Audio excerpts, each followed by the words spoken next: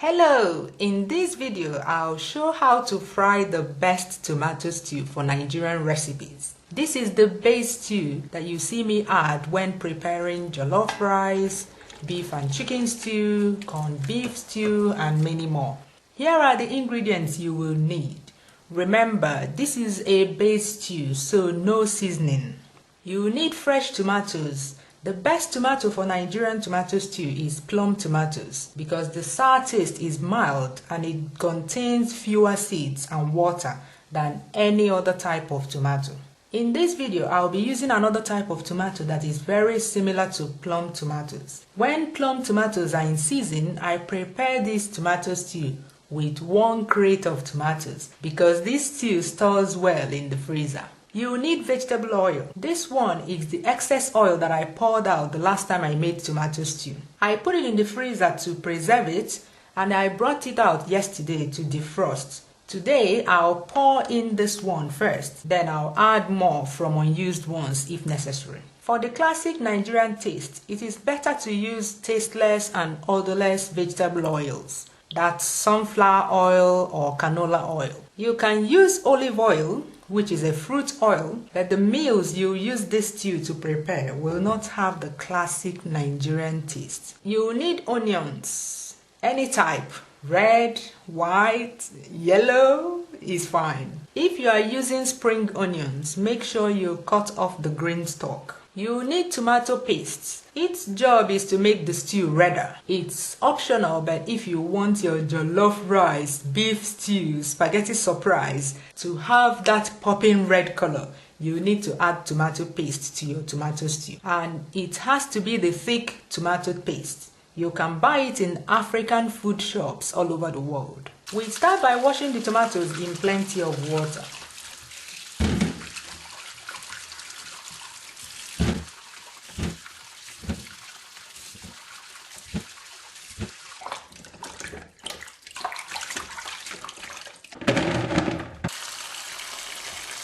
Then I cut each tomato into 2 so that I can remove the seeds.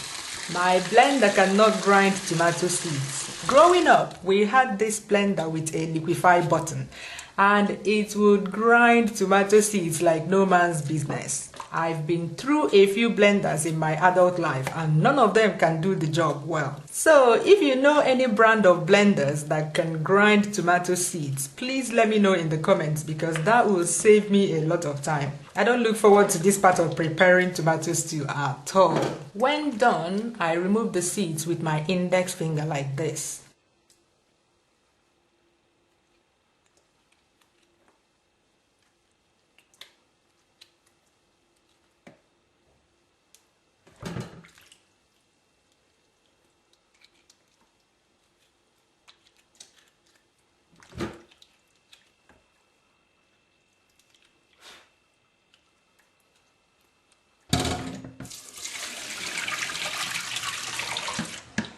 After that, I cut them up into smaller pieces. This is to reduce the job for my blender. It will also ensure that I get a smooth tomato puree. That's all of them cut.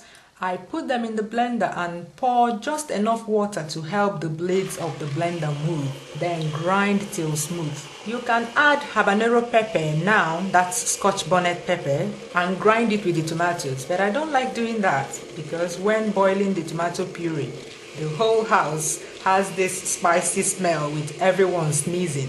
That's too much discomfort, especially for my kids. Also, I like to keep this stew as basic as possible. That way, it's more versatile. I add the pepper and seasoning on the day I'll prepare the meal. Pour the tomato puree into the pot and repeat the process for the rest of the tomatoes. Cover the pot and start cooking.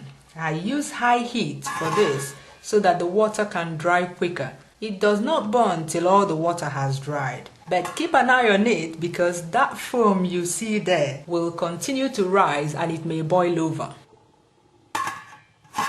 While that is cooking, cut the onions into tiny pieces. Pour the tomato paste into a bowl and mix with water to bring it to a softer consistency. It should have the consistency of the boiled tomato puree as you will see later.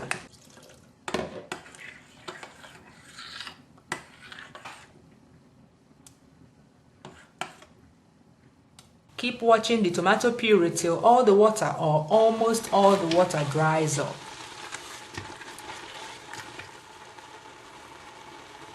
Reduce the heat to low and add the onions. Then I add the vegetable oil that I used before first. I stir it to see if it's enough. No, I'll add a little bit more.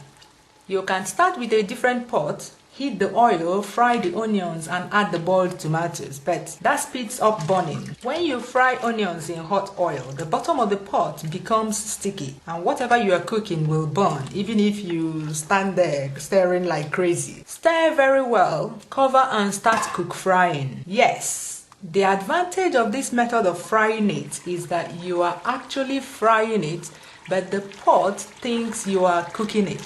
And remember, very low heat from this point on. Stir it often till you notice that the oil is translucent. It's red, yes, but you can see through it.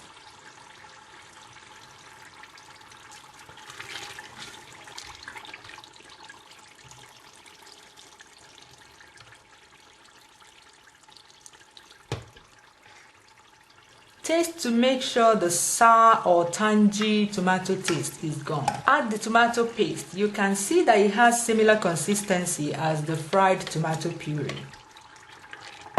Stir very well and continue frying. Tomato paste has its own kind of taste that we need to get rid of. So we need to fry till the oil is translucent again. Here you can see that the oil is a bit muddy.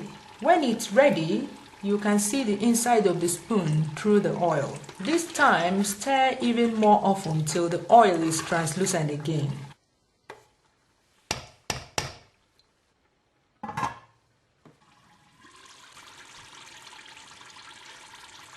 See that?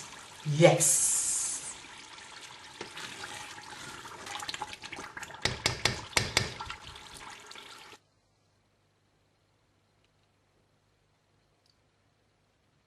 Pour out the excess oil.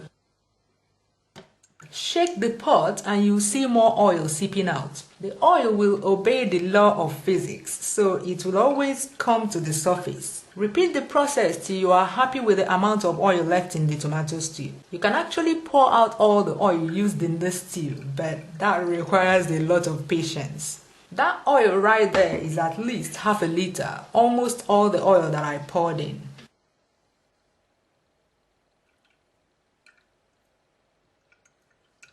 Can you see how strict the stew is? That's another sign of a well-fried tomato stew. And did you see the bottom of the pot? It didn't show very well, but not a single burn, in spite of all that frying. More oil seeping out. I tell you, because it is well fried, the oil is completely separated from the tomatoes. So the more you shake it, the more oil you will get out.